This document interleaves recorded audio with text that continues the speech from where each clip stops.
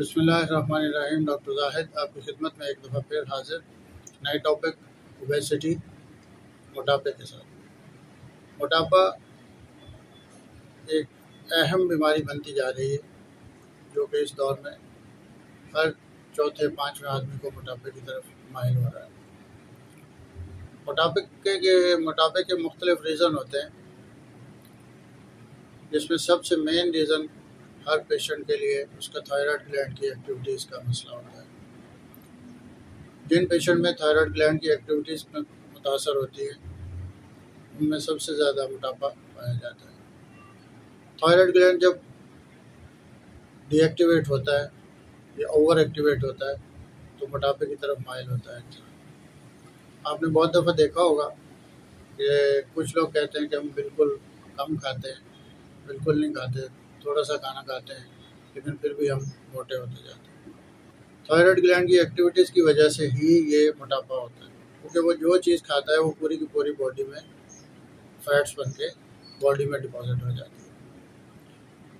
चर्बी इंसान के मुख्तलिफ जल्द की तहों में जमा होती रहती है, और यही चर्बी इंसान को ताकत भी देती है कि जब आपको कभी भूख लगे, ज़्यादा लगे या कुछ अर्सा खाना ना मिले, तो ये चर्बी आपको बॉडी की खुराक पूरी करती है। लेकिन एक हद से तजावज़ किए हुए मोटापा भी एक बीमारी होती है। पहला रीज़न तो सबसे बड़ा इसका थायराइड ग्लैंड की एक्टिविटी है। जिस भी पेशेंट को ये मसला हो, वो सबसे पहले अपने TSH, T3, T4 टेस्ट करवाए और देखे कि उसकी थायराइड ग्लैंड की एक्टिविटीज़ क्या है। सेकेंडली, जो हमारे लाइफस्टाइल का इस वक्त सबसे बड़ा रीज़न है, लाइफस्टाइल का चेंज करना। लाइफस्टाइल की वजह से ही मोटापा पैदा होता है, जिसमें जंक फूड बहुत ज़्यादा बड़ा किरदार अदा कर रहा है। तली हुई चीज़ें जो मोटापे की तरफ माइल करता है। मोटापा हमारा कार्बोहाइड्रेट्स की ज़्यादती की वजह से होता है। आप सुबह उठते हैं, ब्रेकफास्ट करते हैं, अगर आपको 1000 कैलोरीज की ज़रूरत है तो आप 2000 कैलोरीज ले लेते हैं। दोपहर को आप फिर खाना खाते हैं, दोपहर तक आपका 2000 कैलोरीज रिजॉल्व नहीं हुई होती, तो आप मज़ीद खाना खा लेते हैं।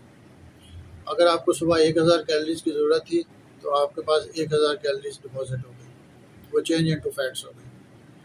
इसी तरह फिर दोपहर में आपने किया, अभी आपके पास 1000 पहले डिपॉजिट हो रहे थे, आपने फिर खाना खा लिया। उस खाने की में अगर आपको 2500 कैलोरीज की ज़रूरत है, आपने 2 रोटियां खाई और मज़ीद चीज़ें साथ में खाएं, कार्बोहाइड्रेट्स की मकदार बढ़ गई और वो फिर आपके रात तक डिज़ोल्व नहीं हुआ, आपने फिर खाना, रात को खाना। सबसे मेन रीज़न इसको मोटापे को कम करने का एक ही है कि आप इसमें अपने लाइफस्टाइल को चेंज करें।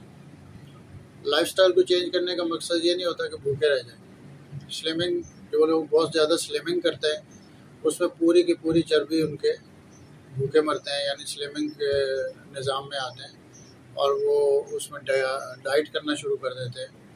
जब वो हाई डाइट करते हैं तो पूरी की प्रोटीन जितनी डिपॉजिट हुई होती है वो जिस्म उसको डिज़ोल्व कर लेता है, यूटिलाइज कर लेता है।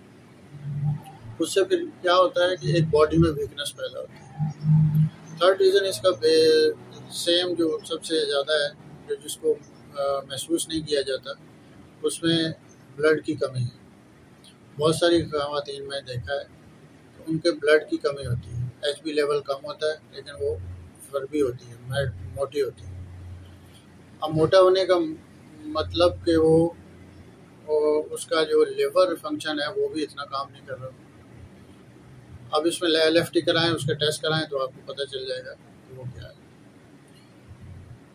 बहुत अर्सा पहले, ऑलमोस्ट 18वीं सदी में, डॉक्टर एटकन, अमेरिकन एक डॉक्टर्स थे, उन्होंने एक थ्योरी पेश की थी कि अगर आपको अपना लाइफस्टाइल चेंज कर लें, कार्बोहाइड्रेट्स को कम कर लें, तो आप मोटापे की तरफ माइल नहीं होंगे। लोगों ने उस वक्त उस पर कोई तवज्जो नहीं दी, मजाक किया कि ये कैसे हो सकता है। वो क्या, प्रोटीन लेंगे तो मोटापा नहीं होगा, आप कार्बोहाइड्रेट लेंगे, कार्बोहाइड्रेट्स जितने ज़्यादा लेंगे और बॉडी यूटिलाइज नहीं करेगी तो वो आपका चेंज इनटू फैट्स हो जाएगा। आप कार्बोहाइड्रेट्स को कम करें, वॉक करें, तो जब आपको एक रोटी की भूख है तो आधी खाएं, ताकि आपको बॉडी को जो मिनरल्स, जो बॉडी को विटामिन्स, मिनरल्स और चीज़ें चाहिए वो मिल जाएं और आप अपनी हेल्दी लाइफ गुजारें। मोटापे से बहुत सारी चीज़ें पैदा होती हैं। जब आपका वेट बढ़ता है आपको बहुत सारे आर्थराइटिस के प्रॉब्लम होते हैं, हार्मोनल चेंजेस होती हैं और बहुत सारी चीज़ें होती हैं। जैसे थायराइड ग्लैंड की एक्टिविटी से प्रॉब्लम पैदा होते हैं। जैसे थायराइड ग्लैंड अगर एक्टिव नहीं होता और उसमें कोई प्रॉब्लम आता है तो उससे आपको बहुत सारी सुस्ती, इंसोमिया, जिस्म में दर्द, आर्थराइटिस, पट्टों का खिंचाव, ये सारी चीज़ें होती हैं और ये सब चीज़ें ही चेंज इनटू मोटापे में कन्वर्ट हो जाती है। अब इसका इलाज नॉर्मल है, मुमकिन है। बहुत सारी ऐसी अद्वियात हैं जिनसे इलाज किया जा सकता है। 2-3 तरीके हैं। न्यूट्रिएंट है, वाइटा न्यूट्रिएंट एक बहुत अच्छा तरीका है जिसमें आप सिर्फ न्यूट्रिशन लेंगे और मोटापा आपका नॉर्मली वेट कम होता जाएगा। अगर आप सही डाइट और नॉर्मल वाइटा न्यूट्रिएंट इस्तेमाल कर लें तो आपको ज़्यादा से ज़्यादा 4-5 महीने में आपका ओवर वेट कम हो जाएगा, जितना भी आपका ओवर वेट होगा। वेट हमेशा हाइट के लिहाज से होता है, जितनी हाइट होगी उसी लिहाज से वेट होता है। जैसे आप फ्रेश टाइम हो, मॉर्निंग टाइम या इवनिंग टाइम, जब आप फारिग होकर अपने घर आएँ अपने काम से, उस वक्त आप 1 घंटा अपने वॉक को दें तो फिर देखें आप उसमें आपका वेट कैसे कम होता है। बहुत सारे लोग आपको एक ना भूख लगने वाली दवाएं बना के देते हैं। जैसे एक पाउडर बना हुआ है, मिल्क पाउडर है, जो बहुत सारे लोग इस्तेमाल करते हैं स्लिमिंग सेंटर्स में। जब रात दोपहर में 11-12 बजे ये 1 गिलास दूध का पी लें, आपको पाउडर बना के दिया जाता है। इसमें मिल्क और इसबगोल का छिलका होता है।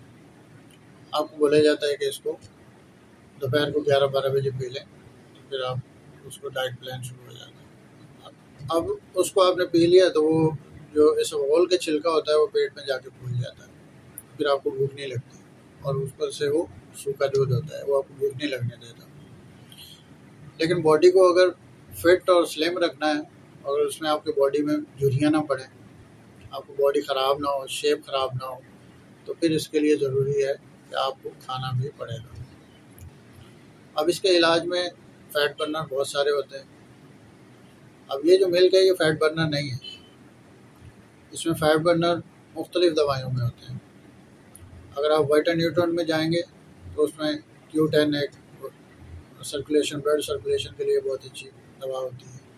उसमें विटामिन ई आपको चाहिए होता है, उसमें कोएंजाइम चाहिए होते हैं, उसमें हार्मोनल डेफिशिएंसी के लिए मेडिसिन होती है।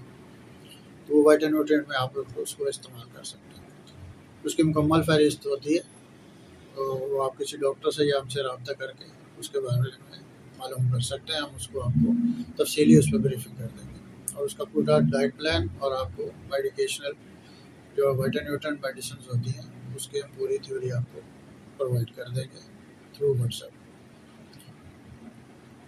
अब इसमें दूसरी अल्टरनेटिव मेडिसिन में आ जाएं तो फाइटोलैका बेरी, फाइटोलैका ये बहुत अच्छा फ़ैट बर्नर है। अब इसको आप इस्तेमाल करें तो ये भी नॉर्मली लाइफ, लेकिन इसके साथ ज़रूरी यही होता है कि वो लाइफस्टाइल आपको चेंज करना पड़ेगा। जब आप अपना लाइफस्टाइल चेंज करेंगे तो ही दवाएं काम करती हैं, अगर नहीं तो नहीं। थायराइड ग्लैंड की एक्टिविटी ठीक होगी, मेटाबॉलिज्म सिस्टम ठीक होगा तो आपका फ़ैट बर्नर काम करेगा। अगर ये दोनों चीज़ें ठीक नहीं होंगी तो फ़ैट बर्नर आपका काम नहीं करेगा। तो होम्योपैथिक में और बहुत सारी दवाएँ होती हैं। अगर आपका मैदा डिस्टर्ब है, कॉन्स्टिपेशन है, तो आपको उसके साथ फ़ैट बर्नर के साथ आपको मैदे की दवाएं भी इस्तेमाल करनी पड़ेंगी। अगर आपको थायराइड ग्लैंड की एक्टिविटीज़ का मसला है तो फ़ैट बर्नर के साथ आपको थायराइड ग्लैंड की एक्टिविटीज़ को नॉर्मल करना पड़ेगा। अपनी बॉडी फिटनेस के लिए आपको वॉक करना पड़ेगा। इसके साथ ही इजाज़त चाहूँगा। उम्मीद है आपको मोटापे पे ये तफसीलात पसंद आई होंगी। डॉक्टर जाहिद को इजाज़त दीजिए और चैनल पर सब्सक्राइब कीजिए ताकि अगली वीडियो आपको आसानी से आप तक पहुंच जाए और आप उससे मुस्तफ़ीद हो सके। दिए गए नंबर्स पे आप रब्ता कर सकते हैं, व्हाट्सएप और फ़ोन नंबर पर रब्ता करके अपनी तफसील बता के अपनी मेडिकेशन ऑनलाइन भी हासिल कर सकते हैं। तब तक के लिए इजाज़त। नेक्स्ट वीडियो में नेक्स्ट टॉपिक के साथ फिर मिलेंगे। अल्लाह हाफ़िज़।